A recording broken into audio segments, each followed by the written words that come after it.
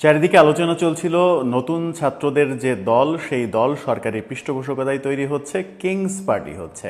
যদিও বারবার সেটা অস্বীকার করা হয়েছিল তৈরির আগ পর্যন্ত, কিন্তু গতকালকে যখন এই নতুন দল তৈরি হলো তখন তারা ব্যাপারটা প্রমাণ করলো যে এটা কিংস পার্টিই হয়েছে এবং সরকারি পৃষ্ঠপোষকতাই হয়েছে। তার অনেকগুলো নজির তৈরি হয়েছে এবং যারা এতদিন পর্যন্ত সরকার এবং সমন্বয়কদের পক্ষে বিদেশে বসেও নানা রকমের কন্টেন্ট তৈরি করতেন প্রতিনিয়ত, তারা পর্যন্ত এই কর্মকাণ্ডের সমালোচনা করে সামাজিক যোগাযোগ মাধ্যমে পোস্ট দিচ্ছেন, সাধারণ জনগণ সেগুলোকে ভাইরাল করছেন।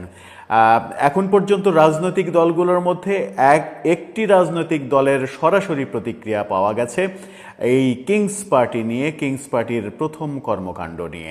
ছিলাম কিংস পার্টির কথা। কিংস পার্টি এই সমালোচনাটা অনেক দিন থেকেই চলছিল, সামাজিক যোগাযোগ মাধ্যমে অনেকেই করছিলেন, কিন্তু সেটা অস্বীকার করা হচ্ছিল। সরকারি পৃষ্ঠপোষকতায় ছাত্র সমন্বয়কদের যে দল, সেই দল তৈরি হচ্ছে না বলে বলা হচ্ছিল, কিন্তু শেষ পর্যন্ত যেটা প্রমাণিত হলো যে এটা সরকারি পৃষ্ঠপোষকতাতেই হচ্ছে। এর আগে ডক্টর ইউনূস বিদেশি একটি গণমাধ্যমে বলেছিলেন তার কাছে ছাত্ররা এসেছিলেন, তাকে নানা রকমের কথা বলেছেন, তার একটা আসন থাকবে না, এটা হতে পারে না, আমরা একটা রাজনৈতিক দল করি, চলুন একসাথে করি, এরকম নানা রকমের কথা তিনি স্বীকারও করেছিলেন। তিনি বলেছিলেন ছাত্রদেরকে, তিনি বলেছেন তোমরা করো, আমার যতটুকু সহযোগিতা প্রয়োজন করব। অর্থাৎ তিনি স্বীকারই করেছিলেন যে ছাত্রদের এই নতুন দলের পেছনে তিনি রয়েছেন। আরেকটা ব্যাপার খুবই উল্লেখযোগ্য, জাতীয় নাগরিক পার্টি যখন নাম দেওয়া হয়েছে, এর আগে 1/11-এর সময় ডক্টর ইউনূস নিজে যে দল তৈরি করেছিলেন নাগরিক শক্তি থেকে নাগরিক পার্টি করা হয়েছে। অনেকেই বলছেন যে এটা ডক্টর ইউনূসের ওই দলেরই নতুন ভার্সন। একটা পর্যায়ে ডক্টর ইউনূস নিজে এই দলের হয়তো দায়িত্ব নিতে পারেন, সেই সম্ভাবনা কেউ উড়িয়ে দিচ্ছেন না, অনেকে সেই সম্ভাবনার কথাই বলছেন। এরকম আলোচনা চলতে থাকার মাঝে আমরা দেখলাম যে নতুন দলের যে একেবারে আড়ম্বরপূর্ণ আয়োজন, উদ্বোধনী আয়োজন, কোটি টাকারও বেশি খরচ হয়েছে এখানে, সেরকমটা বলা হচ্ছে। রাজকীয় আয়োজন, রাজকীয় মঞ্চ, রাজকীয় একেবারে রেড কার্পেট, সব কিছু রাজকীয় আয়োজন, রাজকীয় সোফা, রাজকীয় চেয়ার, কোনো গরিবানা ব্যাপার ছিল না, যে ব্যাপারটাতে সব থেকে বেশি সমালোচনা হচ্ছে। কারণ নতুন রাজনৈতিক বন্দোবস্তের কথা বলা হচ্ছে, সেই নতুন রাজনৈতিক বন্দোবস্তের চেহারা যদি এটা হয়, যে সমালোচনা বিএনপি, আওয়ামী লীগ তাদেরকে করা হতো, সেই একই কাজ, সেই রাজকীয় ব্যাপার স্যাপার যদি রাজনৈতিক দলের, নতুন একটা রাজনৈতিক দল যাদের ফান্ড বলতে কিছু নেই, যাদের অস্তিত্ব এখনো তৈরি হয়নি, তারা এত টাকা কোথায় পেল, এই কোটি কোটি টাকা খরচ করার উৎসটা কোথায় থেকে টাকা তারা জোগাড় করলো, সেই ব্যাপারে যথাযথ হিসাব দেওয়ার দাবিও বিভিন্ন জায়গায় উঠছে। এই দাবিগুলো যখন উঠছে তখন একটি ব্যাপার ফাঁস হয়েছে, সেটা হচ্ছে যে সরকারি পৃষ্ঠপোষকতায় সারা দেশের জেলা উপজেলা পর্যায় থেকে সরকারি গাড়ি দিয়ে এই সমন্বয়কদের যে উদ্বোধনী অনুষ্ঠান, সেখানে লোক সাপ্লাই দেয়া হয়েছে। জেলা পর্যায় থেকে, উপজেলা পর্যায় থেকে যে সকল লোক এখানে এসেছেন তার সবাই সরকারি গাড়িতে এসেছেন এবং সরকারি গাড়ি বরাদ্দ দেয়া হয়েছে তাদের নামে। এরকম একটা আদেশপত্র পিরোজপুর ডিসির কর্তৃক আদেশ, সেই আদেশের একটা অনুলিপি ফাঁস হয়ে গেছে এবং সেটা ফেসবুকে ভাইরাল হয়েছে। বিদেশে বসে থেকে কনক সারোয়ার সহ অনেকেই পোস্ট দিচ্ছেন সামাজিক যোগাযোগ মাধ্যমে। একেবারে রীতিমতো সয়লাভ হয়েছে এই চিঠিটি এবং শোনা যাচ্ছে যে অন্তত 25টি জেলা থেকে এরকম চিঠি দেওয়া হয়েছে। 25টি জেলার নিশ্চিত তথ্য বলছেন কনক সারোয়ার, যিনি কিনা সরকারের একেবারে সমর্থক, যিনি আওয়ামী সরকারের ঘোরতর সমালোচক এবং বিরোধী একজন মানুষ, কন্টেন্ট তৈরি করেন প্রতিনিয়ত আওয়ামী লীগের বিরুদ্ধে। তিনি এবার এই ছাত্র সমন্বয়কদের নতুন দলের সমালোচনা করে ফেসবুকে পোস্ট দিলেন এবং এই কাগজপত্রগুলো আগেই ফাঁস হয়েছিল, তিনিও ফাঁস করে দিলেন। তিনি বলছেন 25টি জেলা থেকে এরকম চিঠি তার হাতে গিয়েছে এবং সারা দেশে প্রত্যেকটি জেলা থেকে এরকম কর্মকাণ্ড হয়েছে। পিরোজপুরের সেই আদেশপত্রে, ডিসির আদেশপত্রে দেখা যাচ্ছে তিনি পুলিশকে আদেশ দিচ্ছেন সরকারি যে গাড়ির কোষাগার, সেই কোষাগার থেকে 5টি গাড়ি একজন সমন্বয়কের নাম সহ বলেছেন সেই সমন্বয়কের কাছে বুঝিয়ে দিতে বলেছেন, 5টি বাস বুঝিয়ে দিতে বলেছেন, ড্রাইভার সহ, তেল সহ। অর্থাৎ সরকারি গাড়িতেই যে জনগণকে আনা হয়েছে ঢাকাতে, এটা এখন পরিষ্কার। এর জবাব কে দেবে? ডক্টর ইউনূস সরকার দেবে?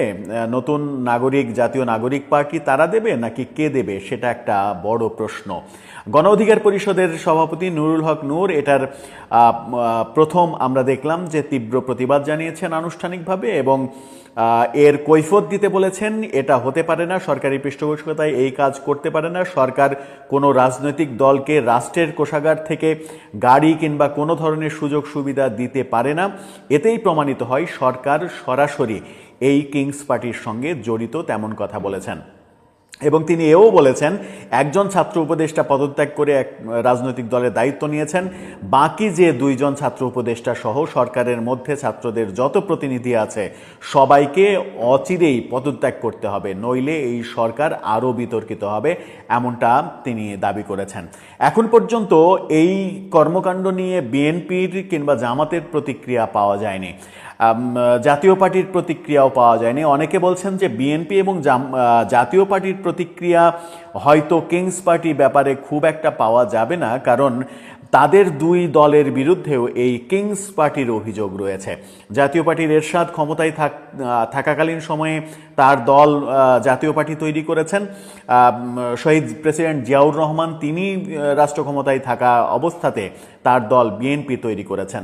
এই 2 দলের বিরুদ্ধেও অনেকে অভিযোগ করেন যে কিংস পার্টি হিসেবে এই 2 দল রাজনীতিতে আবির্ভূত হয়েছে, সেই কারণেই বিএনপি খুব একটা এই ব্যাপারে জোরালো বক্তব্য উপস্থাপন করতে পারছে না। কিন্তু বিএনপির মতো এত আস্থাসম্পন্ন একটা রাজনৈতিক দল, আওয়ামী লীগ যখন নির্বাসিত অবস্থায় রয়েছে, এখন বিএনপিকেই সব থেকে বড় দল হিসেবে গণ্য করা হচ্ছে, তাদের দায়িত্ববোধের জায়গা থেকে তাদের আরও বেশি সক্রিয় হওয়া উচিত এবং এই ব্যাপারে জোরালো প্রতিক্রিয়া, জোরালো বক্তব্য এবং প্রয়োজনে আন্দোলন গড়ে তোলা উচিত বলেও অনেকে সামাজিক যোগাযোগ মাধ্যমে লেখালেখি করছেন।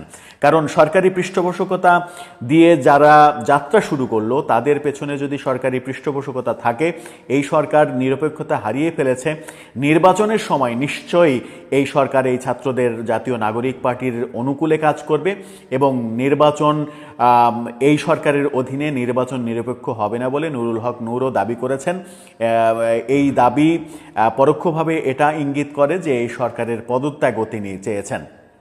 সরকারের পদত্যাগ নানাভাবে দাবি উঠছে, সামাজিক যোগাযোগ মাধ্যমে দাবি জোরালো হচ্ছে এবং সব থেকে বেশি ব্যাপারটা ঘোলাটে হয়ে গেছে যখন পিরোজপুর জেলা প্রশাসকের এই আদেশপত্র 5টা বাস সাপ্লাই দেওয়া এবং নির্দিষ্ট একজন সমন্বয়কের নাম সহ সেই সরকারি চিঠিতে উল্লেখ করা এবং জাতীয় নাগরিক অধিকার কমিটি সেই কমিটির কাছে বুঝিয়ে দেয়া, এই ব্যাপারগুলো স্পষ্ট চিঠিতে লেখা আছে। সেখান থেকেই অনেকে বলছেন যে এটা সরকারি পৃষ্ঠপোষকতাই তৈরি হচ্ছে। সরকারি পৃষ্ঠপোষকতাই যখন তৈরি হচ্ছে, তখন আমরা যদি একেবারে চিঠির ভাষা সহ পড়ি, তাহলে সেই চিঠিতে একটা পর্যায়ে লেখা রয়েছে, সেটা হচ্ছে যে উক্ত সম্পত্তি সম্পর্কে তাহাদের আওতাধীন যে তথ্য উক্ত আদেশযোগ্য বর্ণনা করিবেন এবং উক্ত তারিখে সরবরাহ করিবেন। উক্ত সম্পত্তি এমন প্রকার বিলি বন্দোবস্ত করিবেন যাহারা আদেশ থাকাকালীন আমার আদেশ বর্ণিত পদ্ধতি অনুসারে উক্ত সম্পত্তি ব্যবহার ও ব্যবস্থাপনায় কোনো প্রকার বিঘ্ন যেন না ঘটে। এখানে লেখা হচ্ছে যে বিকেল 5টা নাগাদ আমার কর্তৃত্বাধীন ন্যস্ত করিবেন এই বাস এবং উক্ত তারিখে অর্থাৎ 28 ফেব্রুয়ারি কার্যালয় হতে ইহা গ্রহণ করিবার জন্য ক্ষমতাপ্রাপ্ত হয়ে মোহাম্মদ মুসাব্বির মাহমুদ সানি, প্রতিনিধি জাতীয় নাগরিক কমিটি পিরোজপুর, সেখানে মোবাইল নাম্বারও দেওয়া হয়েছে, আমরা সেই মোবাইল নাম্বার প্রকাশ করতে চাই না। এরপরে লেখা আছে এর নিকট দখল বুঝাইয়া দেবেন। অর্থাৎ মোহাম্মদ মুসাব্বির মাহমুদ সানি জাতীয় নাগরিক কমিটির এই ব্যক্তির কাছে গাড়ি 5টা বুঝিয়ে দেওয়ার জন্য জেলা প্রশাসক, পিরোজপুরের জেলা প্রশাসকের নামটাও বলে দিই, নেজারত ডেপুটি কালেক্টর, জেলা প্রশাসক পিরোজপুরের, এখানে নামটা দেওয়া নাই, জেলা প্রশাসক পিরোজপুরের তরফ থেকে এই চিঠি ইস্যু করা হয়েছে এবং সেই চিঠিতে 5টা বাস বরাদ্দ করার কথা বলা হয়েছে। এই বিতর্কিত কর্মকাণ্ড যখন সরকার প্রশাসনিকভাবে করছে তখন সমালোচনা হবেই, সমালোচনা হওয়া খুবই স্বাভাবিক। যখন আপনি আওয়ামী লীগকে ফ্যাসিস্ট বলছেন, আওয়ামী লীগ দুর্নীতি করেছে, আওয়ামী লীগ নীতিবিরুদ্ধ অনেক কাজ করেছে, বেশিরভাগ ক্ষেত্রেই অভিযোগগুলো সত্য প্রমাণিত হচ্ছে আস্তে আস্তে, সেই দুর্নীতি এবং নীতিবিরুদ্ধ কাজ যদি আপনিও করেন, আপনার সরকারও করে, এবং যারা আওয়ামী লীগকে ফ্যাসিস্ট বলছি আমরা, তাদের তৈরি করা নতুন দলও যদি ঠিক একই নীতিবিরুদ্ধ কাজ করে, সরকারের জনগণের ট্যাক্সের টাকায় পরিচালিত সম্পদ যদি নিজের রাজনৈতিক দলে ব্যবহার করার জন্য গ্রহণ করেন, তাহলে সেটা কতটা নীতিসম্মত এই প্রশ্ন কিন্তু উঠছে। দর্শক, আপনার কি মনে হয়, এই যে সরকারি পৃষ্ঠপোষকতায় দলের যাত্রা শুরু হলো, এই যাত্রা খুব বেশি সাবলীল হবে নাকি এই যাত্রা মাঝপথে ধাক্কা খাবে? আপনার